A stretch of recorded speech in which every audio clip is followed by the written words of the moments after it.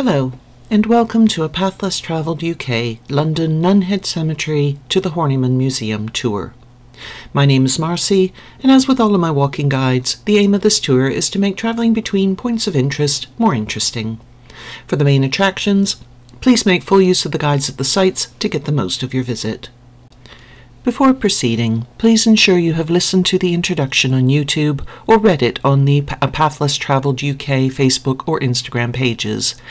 This will give you all the relevant information, such as important safety notices, as you are responsible for your well-being at all times on these tours. Also, don't listen to the commentary while walking. Keep alert of your surroundings and find a safe spot to stop and listen. The next photos are from Google Maps, giving you an overview of the area we're covering. There are also detailed maps with each section of commentary to assist you in finding your way around. The tour takes approximately an hour, not accounting for stopping at the sites.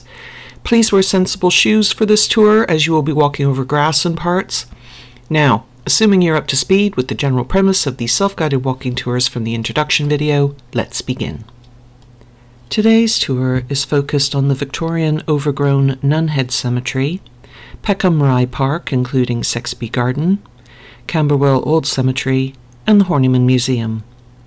I appreciate that it may be surprising to find not one but two cemeteries on a tour, but these are not ordinary cemeteries. Nunhead is also classified as a local nature reserve, and as soon as you are walking along the pavement towards it, you will see why. Please note that areas of Nunhead are unsafe to walk on, so respect all signs and stick to the pathways. Our tour starts at either Brockley Overground Station if you are coming from Stratford International, or Nunhead Station if you are coming from central London via Victoria. It is on the line to Sevenoaks.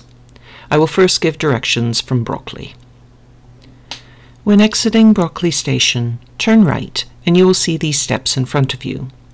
You'll be happy to hear you are not going down those stairs, but turning right and following the green chain walk to the end of the alley where it meets Mantle Road. Cross at the crosswalk shown and turn left. Follow the road down to the first road on the right, St. Asaph Road. Follow the pavement, sidewalk to any North Americans listening, around to the right and continue all the way down until you reach this junction with Linden Grove.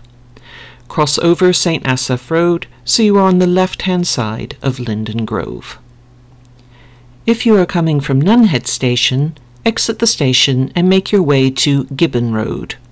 Carefully cross Gibbon Road at the corner with Oakdale Road.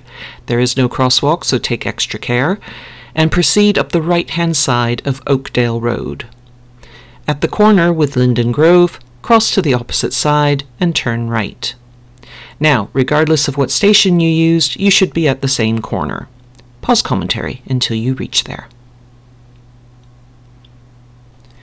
Proceed down the left-hand side of Linden Grove, and you will soon see these beautiful woods through the fence that is Nunhead Cemetery.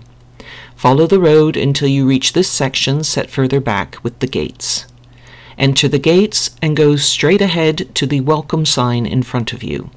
Pause commentary until you reach there. You may wish to take a photo of the map to refer to if you get inspired to wander to other parts of the cemetery not covered on the tour. After that, please turn right and head to the Scottish Martyrs Monument. If the Friends of Nunhead Cemetery building is open, you may wish to pop in there for a chat. Sadly, it was closed the day I researched the tour. Pause commentary until you are in front of the Scottish Martyrs Monument. In 1837, the MP, Joseph Hearn, raised the funds to have this monument erected. The Grade 2 listed memorial pays tribute to the 5 Scots that were sentenced to be transported to Australia for being political radicals. Their great crime? Wanting to remove the need for a man to be a landowner in order to have the right to vote. The men, named Thomas Muir, William Skirving, Thomas Fish Palmer, Maurice Margarot, and Joseph Gerald, either died in Australia, on the return voyage from there, or in Margarot's case, in Britain in a state of poverty. Though the transportation took place in the late 1700s, the monument wasn't completed until 1851. Next, please return to the welcome sign and turn right so you are walking up the avenue towards the Anglican chapel ruin. About halfway along on the left-hand side, you will see this red granite obelisk for George Thomas Livesey and his wife Harriet. Pause commentary until you reach there. Sir George Livesey was best known as an engineer and an industrialist. I could go on about his career with a gas company and later being appointed to the Institution of Gas Engineers, but I would fully expect all of that to go in one ear and out the other. No, what makes Sir George worthy of pausing at was him founding the Camberwell Public Library in 1890, which became the Livesey Museum for Children in 1974. Sadly, the council closed the museum in 2008, but at least many generations of children benefited from the library and the museum before then. There is a statue to Sir George in the grounds of the former museum on the Old Kent Road. Please continue again towards the chapel, looking out for the tomb of Henry Daniel on the corner on the right-hand side. Pause commentary until you reach there. Henry Daniel was a monumental mason, and him and his family are responsible for many of the tombs here and at Highgate Cemetery. He used to live opposite the entry gates until his death in 1862, and his workshop was next to it. Sadly, this has all been demolished. The tomb itself has several symbols on it, including the Christian symbol of an anchor, which used to be used as a hidden cross, the upside-down torches representing eternal life, and the snake for immortality. It is one of the finest examples of a Victorian tomb you will see today. Next, turn around to view the chapel ruins behind you. Though the condition of much of the cemetery today is due to it being bombed in World War II and abandoned by its owner, the London Cemetery Company, shortly thereafter, the chapel is a ruin due to an arson attack in 1976. Thankfully, the Friends of Nunhead Cemetery were able to obtain a grant from the Heritage Lottery Fund in 1998, and the chapel and 50 monuments were preserved. They also put in the path you're standing on, which is a dramatic improvement, believe me. When I was there were stacks of building materials nearby, showing that work is continuing to keep the buildings and monuments intact and accessible for years to come. Feel free to pause the commentary and look at the tombs closest to the chapel, as these were seen as desirable positions to be buried in so you could be close to God. When you are ready to move on, take the path to the left when facing the chapel, and then turn right at the first path you come to. When you come to a point where another path joins from the left, turn left and walk up a few meters until you are in front of this memorial. Pause commentary until you reach there. This World War I memorial marks where 266 British servicemen are buried. To make the recording of their sacrifice more lasting and easier to access, there is a large monument near where we will be exiting the cemetery with all of their names inscribed. I think it is important to remember that many of these soldiers were little more than teenagers when they made the ultimate sacrifice for our freedom. Next, please retrace your steps up the path you were on and continue to follow it down briefly, turning at the first right, lower cross path. Follow the path, keeping an eye out for this stunning cross, the gravestone of Ellen Simpson, which is behind this dramatic tree trunk. When the path meets Southgate Path, stop when you see this plot in front of you. Pause commentary until you reach there. These are the graves of the Commonwealth soldiers from World War I, whom, in addition to passing so young, were so far from home.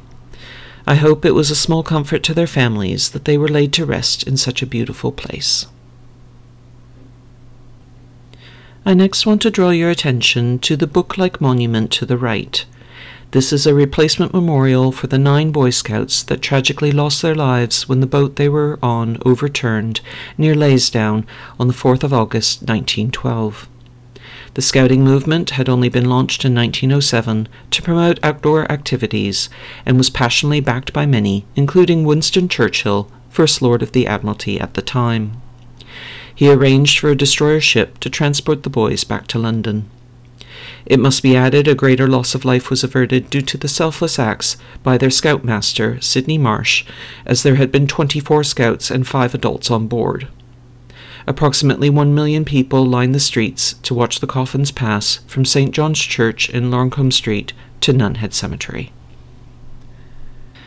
Unfortunately, that isn't the end of this sad tale. The original monument, erected in 1914, included a life-size bronze of a scout.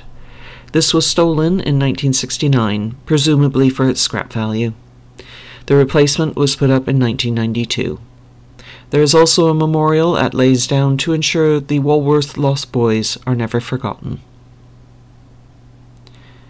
Next, please take the path to the right when facing the monument and follow it to the end so you are back near the Anglican chapel. Turn left and follow the path down, keeping an eye out on the left for this red granite grave for Sir Charles Fox. Pause commentary until you reach there. Sir Charles Fox was a civil and structural engineer whom specialized in railway technology. In 1838, he patented railway points that used a sprung rail, giving a smoother transition. His company, Fox Henderson & Co., was responsible for many innovative railway bridges, cranes, and wheels. Perhaps their most impressive achievements linked to the railways were the station roofs of Liverpool Tyburn Street, Bradford Exchange, Paddington, and Birmingham New Street stations.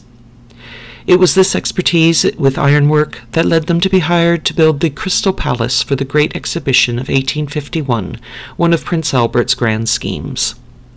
It was ready in just 9 months, impressive for any time period. Fox and his partner were knighted in October of that year for their efforts. They were then in charge of moving the palace to Sydenham Hill, which is still known as Crystal Palace to this day, even though it was destroyed by fire in 1936. Next, please continue down the path called the Beeches to the junction with West Hill, where you will see this sign. Pause commentary until you reach there. There are a lot of people worth mentioning in this small area, so apologies if I haven't done them all justice. The first I would like to mention is Sidney Caroline Greig. She published 52 novels. Her 1897 work, Peace with Honor, was groundbreaking, as not only was the hero of the story a female doctor, but she was also a woman on her own in Ethiopia. Many of her books are still in print. To see her grave, please stand with the sign in front of you and look for the cross to the right through the trees. You can see it on the far right of this photo. Don't confuse it with a similar cross on the left. If you turn around, you will not fail to miss the imposing tomb of Vincent Figgins. His profession was the now almost lost art of casting metal type for printing. He popularized slab serif and sans serif typefaces, which are still used today. He was very highly respected in his field, which made him very wealthy, and this enabled him to afford this grand tomb for him and his family. Next, go about a dozen steps up the west path to the path to the right of the Figgins tomb until you are in front of John Allen's monument. Pause commentary until you reach there. By far the most elaborate tomb in the cemetery, it was probably designed by Colonel John Harrison Allen, John Allen's son, along with the sculptor Matthew Noble. It is said to be designed after the Peyava tomb in Xanthos in modern-day Turkey, currently in the British Museum. John Allen was a partner in a shipping firm with his son, where the colonel possibly developed his love for travel and antiquities, inspiring this elaborate tomb. Also buried there is the colonel's mother Judith and his 2 sisters Mary and Elizabeth Ann. I know it is very tempting, but please do not climb the steps of the monument for your own safety. Next, continue up the path until you reach the bench facing this gap in the trees at the top of the hill. Pause commentary until you reach there. If you sit on the left-hand side of the bench on a fine day, you will get a lovely view of St. Paul's Cathedral, Sir Christopher Wren's masterpiece. As you will see from the photo, it was a bit misty the day I was researching the tour, but still worth the trek up. This is the highest point in the cemetery. When ready, please retrace your steps back down to the Figgins tomb, passing the fine Stearns mausoleum on the way, and turn right. Follow the path until you reach this World War I monument next to the exit gates. Pause commentary until you reach there. As mentioned previously, the marker gives the name of the 266 British personnel that died as a result of World War I that are buried in that section of the cemetery. I always look for my maiden name on these and wonder if the person could be a relative, but felt a tug on my heart when not only did I find my surname, but the exact initials of my brother. Things like this make the past events seem more tangible to me, but I may be alone in that. After taking in this monument, please move along to the left, along the fence, to view the World War II memorial formed of names on a low wall. Once finished, please return back to the gate leading out from the cemetery. You may also want to explore the cemetery further. If so, just return to this spot when finished. Pause commentary until you are ready to leave Nunhead Cemetery. When ready, exit through the gates and turn right onto Limesford Road. I had to walk up the left-hand side due to construction work, but you can stay on the right if able to do so. Continue to follow it as it becomes Boarhen Road. At the second turning on the right, Stewart Road, cross over when safe to do so, and turn right. Almost immediately in front of you will be the Ivy House Community Pub. Pause commentary until you reach there. As you may know, I rarely mention pubs on my tours, so you are quite right if you have assumed that there must be something special about this one. Formerly called the Newlands Tavern from the 1930s, the pub later held gigs for Joe Strummer, Ian Drury, Jeff Beck, and Dr. Feelgood, to name but a few. It has also been used as a film set, including the 2015 film about the Kray brothers, Legend. The pub was saved by the locals in 2013 when it became the first building bought under the Localism Act. It also has some of the friendliest staff I've ever encountered. Don't take my word for it though, it was listed in Time Out's Best Pubs of London in 2021, and the Times newspaper labelled it the 11th coolest pub in Britain. A nice place to have a drink before your long walk ahead. Pause commentary until you are ready to leave the Ivy House. When exiting the pub, turn left and continue down Stewart Road to the end where it meets Peckham Rye. Cross when safe to do so and turn right. At the corner of Homestall Road, turn left and cross over at the pedestrian crossing. Turn left and a few steps down enter Peckham Rye Park and Common. Pause commentary until you are just inside the park. Once in the park, please follow the left-hand path until you see this bridge. Don't cross the bridge, but turn right on the path just before it. Follow the path, passing the Duck Lake, and continue straight on until you reach the entrance to Sexby Garden on the left. Pause commentary until you are just inside the garden, but out of the walkway. Named after Lieutenant Colonel J.J. Sexby, once London County Council's Chief Officer of Parks, the garden was created in the first decade of the 1900s. Sadly, seeing it in September, it was obviously past its peak, but I hope you find it gloriously in flower when you visit. Pass through to the other end of the pergola, taking as winding a route as you choose, until you reach the path at the end. Pause commentary until you reach there. You may have noticed some very colourful and seemingly out-of-place birds in the park or even at the cemetery. These are British rose-ringed parakeets. They are not native birds, but have flourished here after being released or escaping captivity. There are now thousands of them in London and the southeast of England.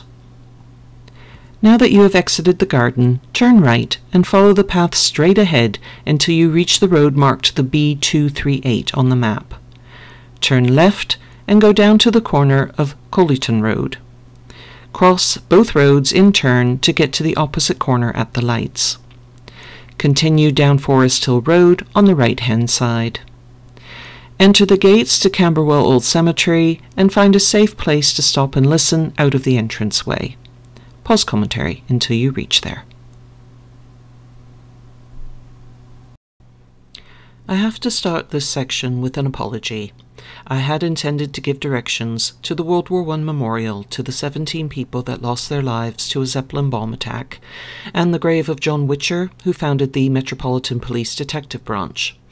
It took me so long to find the grave I am going to lead you to that I wasn't able to find either. If interested, I hope you can find a groundsperson or a local that can point you in the right direction. I also recommend not visiting the gravesite if there has been heavy rain, as the ground is prone to getting waterlogged, or if you are wearing unsuitable footwear. If that is the case, follow the instructions up to the turning off the path and listen there instead. From the entrance, turn left and follow the path to just past the large tree on the left-hand side of the photo. After that, you will see these two graves on the right-hand side with a dirt path between them. Follow the path straight ahead, taking extra care as the ground can be uneven. Just past the low wall, on the left at the back of this photo, you will find the grave of John Horniman. Pause commentary until you reach there. John Horniman was a Quaker and a tea merchant. He was known for supplying a clean and pure product. Indeed, when the editor of The Lancet praised his tea so much after writing articles about the adulteration of food, that it led to the company flourishing and later the Food and Drugs Act of 1860 coming about. Funny how little things can bring about big changes. By the end of the 19th century, Horniman's was the largest business trading tea in the world. When John retired in 1869, he devoted his time and money to founding the John Horniman Children's Trust, the Anti-Slavery Society, and the Howard League of Penal Reform. He passed away in 1893 at 89 years old. He had been married to his wife Anne for 67 years. His son, Frederick, took over the tea trade and used the wealth generated to found the Horniman Museum, which we are visiting next. I just want to finish by saying there was a beautiful brass artwork on the face of the gravestone, but it has been missing since 2022. I haven't been able to establish if it was removed for conservation or if it was stolen, but I fear the latter. Please return to the path the way you entered and turn left. Go back to the main path you entered the cemetery by and turn left on the first walkway. Further up the path, you should see this stunning monument to William and Emily Couperad, and this monument to James John Berkeley from the engineers of the Great Indian Peninsula Railway on the left-hand side. You can take the first or the second left you come to, depending on what catches your eye, as long as you turn right on the next path and continue down to the south corner. Pause commentary until you reach these gates at the corner of Langton Rise and Woodvale. When ready, exit the cemetery gates and cross Woodvale when safe to do so. Proceed up Langdon Rise, and when you reach the top, cross to the right when the way is clear. Walk up Westwood Park slowly. It is a steep hill, and it just gets steeper, until you reach the tiny sign for the Green Chain Walk pointing right. There you can continue straight up the hill as I did to enjoy the views of the London Eye and the BT Tower in the distance, or you can turn right and enter the grounds to the Horniman Museum via the walk. If you choose the latter, just follow the path markers to the museum. If you choose to brave the hill, don't forget to admire the view once you've reached the top. Then turn right onto Horniman Drive and go to the end, entering the gates to the grounds of the museum. Follow the path down and to the left until you are just outside the bridge to the entrance. Pause commentary until you reach there. The Horniman Museum is free to enter, so if the weather is less than ideal, please feel free to listen to this section of commentary just inside the doors instead, ensuring you are out of the walkway. The museum was founded in 1890 by Frederick Horniman, as I mentioned, in Camberwell Old Cemetery. It was originally called the Surrey House Museum, as it was actually in Frederick's home. In 1901, when it moved to this building created to display the vast collection, it changed its name. Though Horniman made his wealth through the tea trade and was obviously an enthusiastic collector of artefacts, he also became a Member of Parliament from 1895. It was then his passion as a social reformer to raise the standards of living in Britain for all levels of society came out. He campaigned with others for the creation of the British welfare state, which started to take effect from 1906 with the introduction of a minimum wage in certain industries coming about in 1909. Sadly, Horniman could not do the same for the labourers that harvested the tea, as the company was a merchant, not a plantation owner, so had no control over the conditions the labourers worked in. We have to remember these were very different times, and even social reformers like Horniman couldn't be aware or fix every injustice. The way to get the most out of this small but perfectly formed museum: transport yourself back to the early 1900s. There is no TV, radio, and certainly no internet. Any glimpse you have seen of the world outside your country is likely from books, zoos, or museums like this. Even if you were lucky enough to have seen items on the screen in the cinema, it wouldn't be the same as being able to see the objects up close, in color, before your eyes. With that in mind, I suggest you go straight ahead and through the doorway at the end of the walkway and turn right into the World Gallery. Though this gallery has only existed in its current format since 2018, it is a redisplay of existing collections. Once you do a lap around the upper level, head over to the Natural History Gallery next to it if you are visiting from 2026 onwards. If before that time, there is a smaller version of the gallery downstairs which we are heading to next. I will confess I have an aversion to taxidermy, so didn't enter the gallery myself, but was assured by the friend that was with me it is well done. I suggest once you go down the main staircase, you turn right to explore the rest of the World Gallery first. When finished, proceed across the hall to the Music Gallery, which I think anyone who has ever held even a tambourine in their hand will be impressed by. As I mentioned at the time of recording, the Natural History Gallery is also downstairs, but there is an exhibition space off the hall as well. The exhibitions and the butterfly house that you passed in the park are ticketed, but everything else I've mentioned is free. I ask you to consider making a donation or even a purchase from their gift shop to help keep this collection available for generations to come. Once you are finished, exit the museum the way you entered. If you have time, you may wish to explore the grounds further, including the sunken garden, conservatory, aquarium, or take one of the nature-based trails. I'm now going to give instructions to get back to a train station, so pause the commentary and return to this spot if you wish to have a wander first. At the end of the bridge exiting the museum, turn left and head towards these gates. Don't exit out of the gates, but take the opening to the left just before them to get a good look at the striking mosaic at the front of the building. Pause commentary until you reach there. The artwork, entitled Humanity in the House of Circumstance, was designed by Robert Anning Bell using 17,000 ceramic tiles. The gates represent birth and death, with the figures including representations of various arts, love, and charity. Bell was assisted by a team of mostly women over the 210 days it took to complete it for when the museum opened in 1901.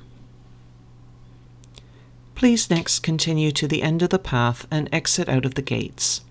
Turn left onto the A205 South Circular Road. Continue to follow it down as it curves to the right, staying on the left-hand side.